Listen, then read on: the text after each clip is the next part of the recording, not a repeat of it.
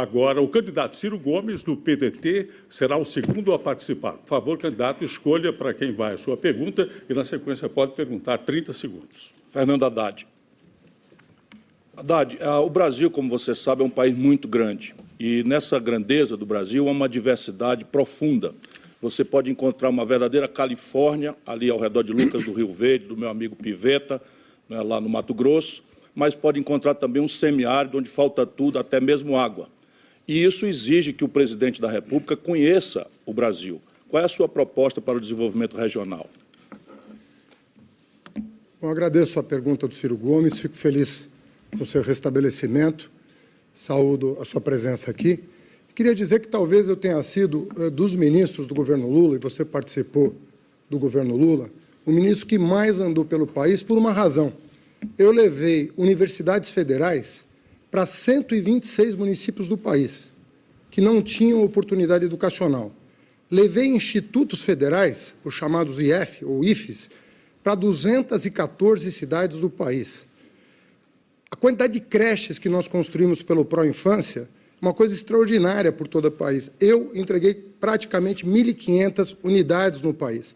Fora ônibus escolar para a população rural que andava de pau de arara, banda larga para todas as escolas urbanas, de maneira que eu rodei o país com o presidente Lula e conheço o Brasil. Nós fizemos um inventário agora das obras paradas. Tem 2.800 obras paradas no país, em geral de logística, ou seja, para baratear o custo da produção. São estradas de ferro, estradas de rodagem, linhas de transmissão, energia renovável. E nós vamos retomar essas obras para o desenvolvimento acelerar. 30 segundos para a réplica. O Brasil precisa, de fato, de um presidente que conheça profundamente os detalhes da sua geografia econômica. Senão, não vai entender a importância de se fazer energia em Roraima, onde estamos dependentes da Venezuela, o arco metropolitano do Recife, ou a adutora do Agreste, a adutora do Oeste, em Pernambuco, a ferrovia Oeste-Leste na Bahia, concluir a Transnordestina, concluir o projeto São Francisco, enfim, duplicar a BR-116 na chegada do Rio Grande, onde está a metade sul do Rio Grande do Sul, que mais empobreceu no país. A sua tréplica, por favor, 45 segundos. Ciro, todas essas obras que você elencou, elas estavam no PAC e foram paralisadas justamente no governo Temer, que aprovou uma emenda constitucional exótica. Ele simplesmente congelou o gasto público por 20 anos. O que acabou acontecendo? Comprimiu o investimento. Fez isso com a ajuda, inclusive, da base aliada, contando com o PSDB, que aprovou essa mesma emenda constitucional. Assim, nós não vamos longe, porque para gerar empregos, nós precisamos de várias coisas. Primeiro, uma reforma bancária. O banco paga 6 quando você deposita, cobra 100 quando você toma. Segundo, uma reforma tributária. E o terceiro, uma reforma fiscal para recuperar o investimento público e gerar empregos. Muito obrigado, candidato. Agora é a vez de Fernando Haddad, do PT, perguntar. Candidato, o senhor pode perguntar para o Cabo Daciolo ou para a candidata Marina Silva. Pode escolher e fazer a pergunta, por favor. Marina, eu gostaria de perguntar para você o seguinte. Emprego, geração de emprego vai ser uma obsessão do meu governo desde o primeiro dia. E eu participei de governos que geraram em 12 anos 20 milhões de postos de trabalho. Queria perguntar para você, quais são as medidas que você vai tomar para gerar empregos e se você é a favor de duas medidas do governo Temer, o teto de gastos e a terceirização da reforma trabalhista. O que eu vou fazer para gerar emprego é, em primeiro lugar, recuperar a credibilidade. Hoje, o país está no fundo do poço, em função da corrupção dos governos do PT, do PMDB e do PSDB, que hoje estão todos juntos na mesma vala comum da corrupção. Recuperar a credibilidade é fundamental para poder ter investimento, tanto externo como interno. E, com isso, nós vamos poder recuperar os empregos na construção civil, vamos poder recuperar emprego no turismo e nós vamos controlar gasto público, não é congelando o orçamento público, deixando a saúde como está, como fez o governo do Temer, que foi colocado onde está pelo Partido dos Trabalhadores, junto com a Dilma, que o escolheu para ser vice. Nós vamos controlar gasto público, sim, mas fazendo com que se gaste apenas a metade do crescimento do PIB quando tiver superávit primário, porque os trabalhadores não podem pagar essa conta. Nós queremos que o Brasil volte a crescer, sobretudo combatendo corrupção que desvia 200 bilhões do dinheiro do povo brasileiro. Fernando Haddad tem 30 segundos para a réplica. Olha, me desculpe, mas quem botou o Temer lá foram vocês. O Temer traiu a Dilma e não conseguiria chegar à presidência se não fosse o apoio da oposição. E você participou desse movimento pelo impeachment para colocar o Temer lá com as consequências conhecidas. Mas eu gostaria de perguntar de novo, você vai revogar o teto de gastos e a terceirização da reforma trabalhista? Isso é fundamental, Marina, para que o trabalhador saiba de que lado você está. Não defendo terceirização de atividade meio e nem defendo esse teto que foi feito pelo Temer, que foi vocês sim do PT, que se juntaram com ele para poder afundar o Brasil.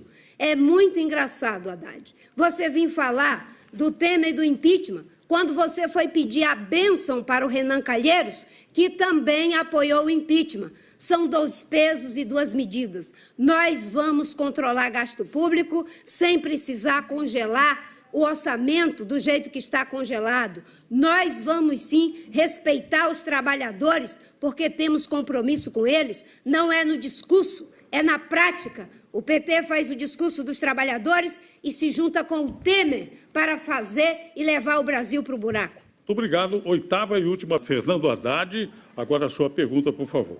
Perguntar para o Meirelles. Meirelles, eu fui ministro da Educação do Lula por muitos anos, 7 anos. E graças ao seu apoio, eu pude abrir a porta das universidades para o jovem trabalhador. ProUni, 2 milhões de bolsas, universidades federais Brasil afora, todas as cidades polo do país, sobretudo no interior, FIES sem fiador, grandes projetos de inclusão. Qual que será a sua política, se eleito, para a educação superior do Brasil?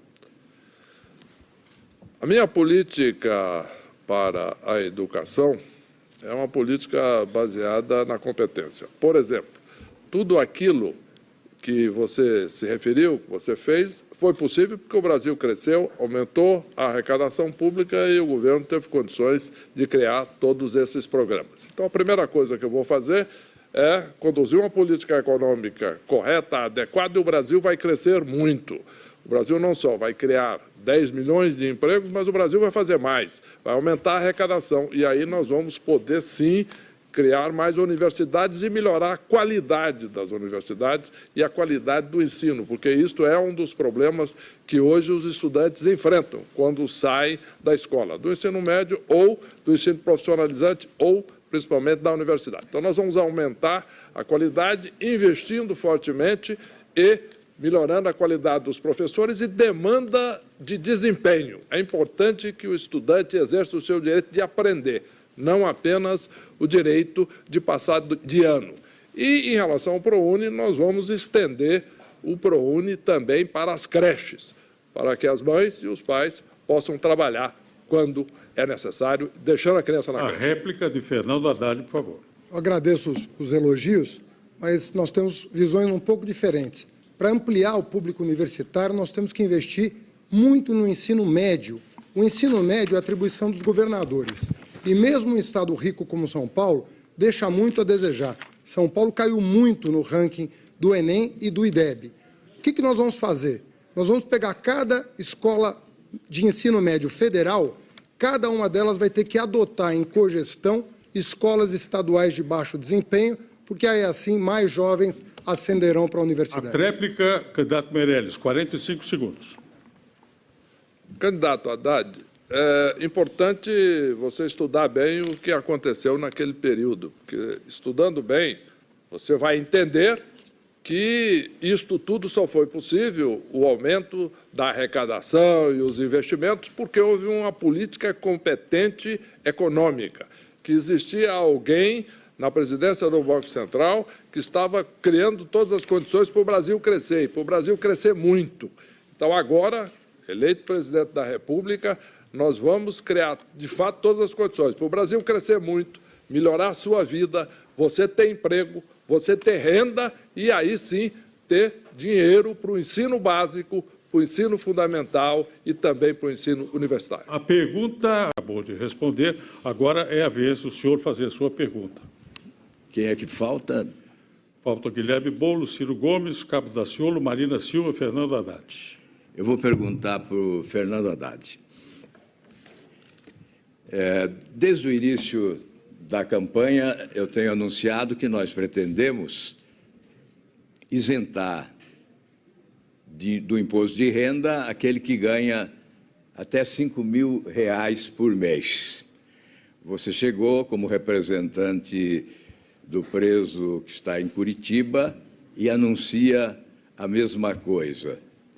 Mas pode nos explicar como fará se antes o PT não fez? O que nós fizemos foi muito importante para o Brasil. No orçamento federal, o pobre não se via.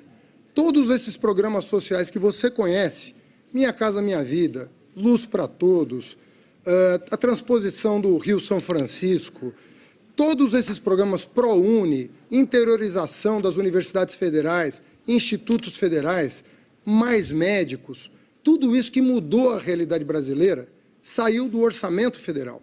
Ou seja, a população mais pobre se viu no orçamento. Nós temos agora uma nova tarefa, que é trabalhar ao lado da receita. No Brasil, o pobre paga muito imposto e o rico praticamente não paga. Quem recebe dividendo, porque é empresário, não paga impostos. Isso da época do governo Fernando Henrique Cardoso. Nós vamos inverter essa lógica. É difícil, porque o Congresso resiste, mas nesse momento de crise, nós não temos outra chance que não melhorar a renda disponível da classe trabalhadora para que ela possa consumir mais e fazer a roda da economia girar. E, em segundo lugar, a reforma bancária, tema no qual você não toca, talvez por compromissos anteriores. Álvaro Dias, a réplica de 30 segundos. Olha, na Olimpíada da mentira e da ficção, o PT ganha medalha de ouro. A mentira e a mistificação tem sido arma do PT para iludir o povo brasileiro. Em 2007, eu trabalhei duro para derrubar a CPMF. Em janeiro, o PT aumentou o IOF para recuperar os 40 bilhões que perdera com o fim da CPMF. E agora alega que vai reduzir impostos. O PT é implacável com o pobre, ele distribui a pobreza. Candidato Haddad, 45 segundos. O senhor foi senador do PSDB e apoiou o governo Fernando Henrique, campeão de aumento de carga tributária no Brasil. Fernando Henrique Cardoso aumentou a carga tributária de 26% para 32% do PIB. Nós não aumentamos 1% do PIB a carga tributária. Pelo contrário, fizemos o pobre ter acesso ao orçamento público. Todos os programas que eu citei são do PT.